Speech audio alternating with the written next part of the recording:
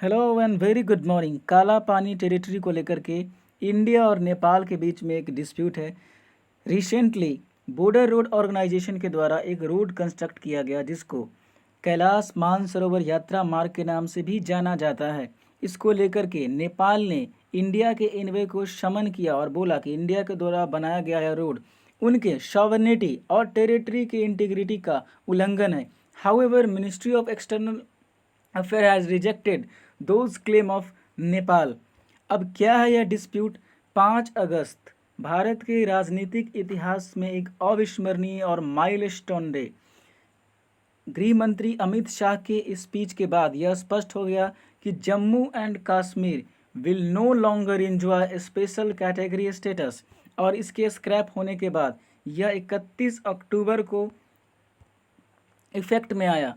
क्यों 31 अक्टूबर? क्योंकि भारत उस दिन मनाता है राष्ट्रीय एकता दिवस सरदार वल्लभ भाई पटेल के सम्मान में। अब 31 अक्टूबर को भारत ने एक नया पॉलिटिकल मैप जारी किया and this triggered a fresh dispute between India and Nepal regarding काला पानी टेरिटरी।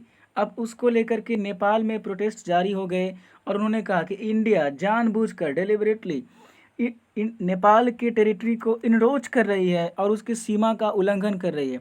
हालांकि भारत सरकार ने बार बार अपनी बातों को स्पष्ट किया है और उन्होंने कहा जो रोड बनाया गया है वो उसी टेरिटरी पर बनाया गया है जहां वो पहले था, जस्ट इसको रिन्यू किया गया है, कोई नया एरिया को भारत ने एक्वायर नहीं किया है। और जो काला पानी का टेरिटरी है वो पूरा का पूरा इंडिया में फॉल करता है। अब क्या है डिस्प्यूट? इसको जानने के लिए सुगौली की ट्रीटी को जानना पड़ेगा जो कि 1816 में इंडिया और नेपाल के बीच में साइन किया गया था। 1814 में इंडिया यानी कि उस समय जो ब्रिटिश ईस्ट इंडिया कंपनी थी और नेपाल के बीच दो पुलिसों के बीच बॉर्डर पर एक आम झड़प हुई और इसने एक युद्ध का रूप ले लिया। अब जैसा कि ब्रिटिशर हमेशा करते थे कि हर एक युद्ध के बाद एक ट्रीटी करते थे, उन्होंने भी 1816 में एक ट्रीटी किया और इसको कहा जाता है ट्रीटी ऑफ सुगौली। उसके तहत उन्होंने कहा कि there would be a resident in Nepal, Nepal में एक रेजिडेंट होगा। दूसरा, उनको कई इलाकों पर अपना दावा छोड़ना पड़ा जैसे गढ़वाल, कुमायूं और सिक्किम से भी उनको अपना दावा छोड़ना पड़ा।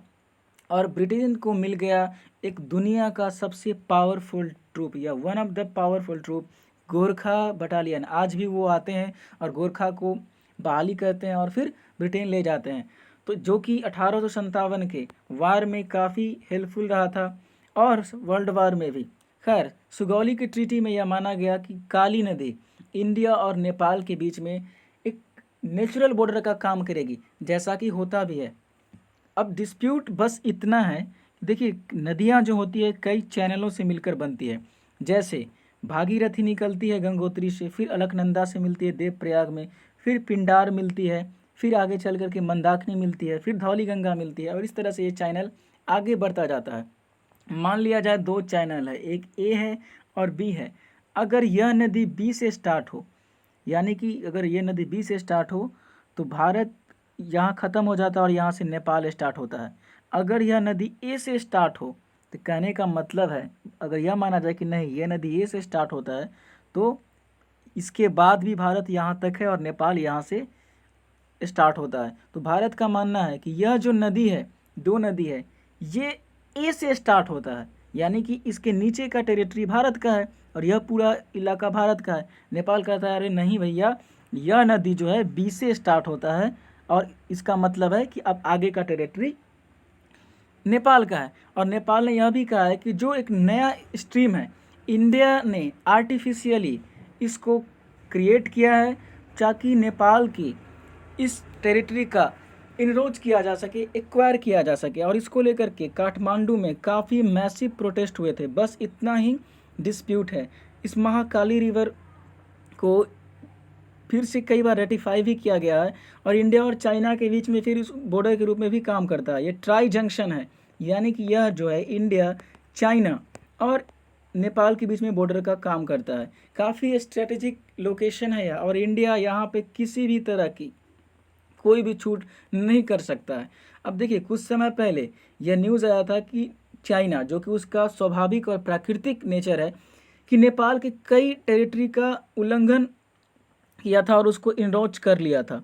चाइना ने, लेकिन वहाँ पे तो कोई, ये है सिक्किम, यहाँ से यहाँ तक नेपाल, तो वहाँ पे कुछ नहीं विवाद हुआ। देखिए दोनों जगह पर कम्युनिस्ट सरकार है, आइडियोलॉजिकली दोनों में काफ़ी सिमिलरिटी है, तो वहाँ पे कोई डिस्प्यूट नहीं है। हो सकता है कि चाइना इसको बैक कर रहा हो और चाह रहा हो कि इंडिया पर दबाव बनाया जाए, हालांकि डोकलाम स्टैंड ऑफ में वह ऐसा नहीं कर पाया था, क्योंकि भूटान ने इंडिया को काफ़ी ब्लाइंडली अपनी धरती पर सपोर्ट किया, लेकिन नेपाल को हो सकता है बैक कर रहा हो, बट इंडियन गवर्नमेंट यहाँ पे झुकने वाली है नहीं। ये था एनालिसिस इस वीडियो का। Thank you very much for watching.